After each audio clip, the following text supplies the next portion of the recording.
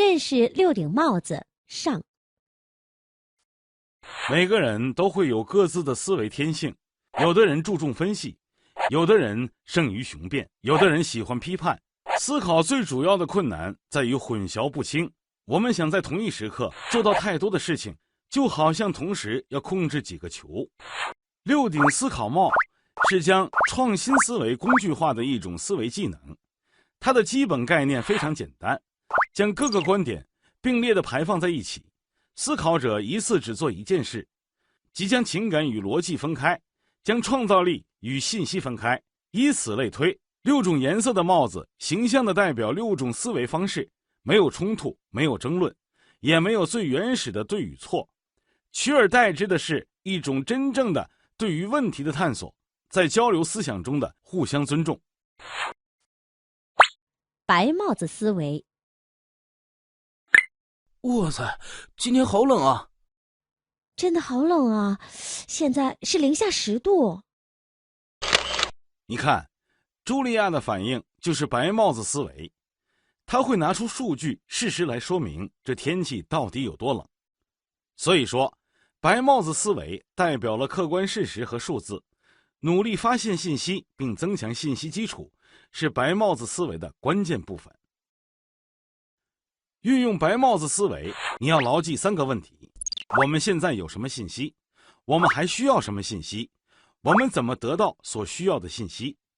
这些信息的种类包括确凿的事实、需要验证的问题，也包括坊间的传闻以及个人的观点等等。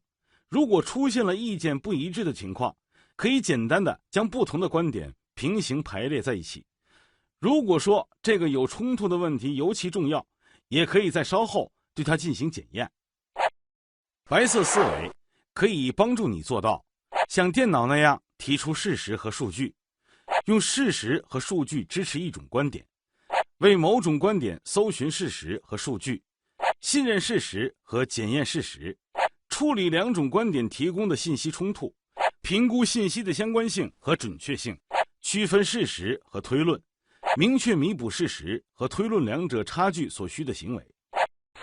如果你看过破案的节目，你就会发现，公安局在破案的时候一般不急于做解释，不会相信某个人的说法，而是收集大量蛛丝马迹的数据，追求事实本身的细节。这体现的就是白帽子思维。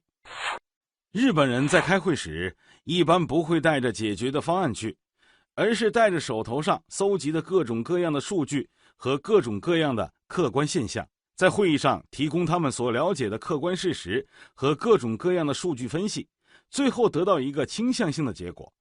这是日本人集体决策的特性，这也体现了白帽子思维。你说房地产最近不景气，请拿出数据来。你说公司的人员流动率很高，请拿出数据来。这就是白帽子思维。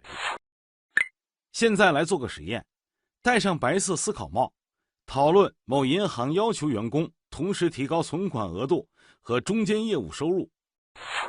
这是我遇到的一个例子。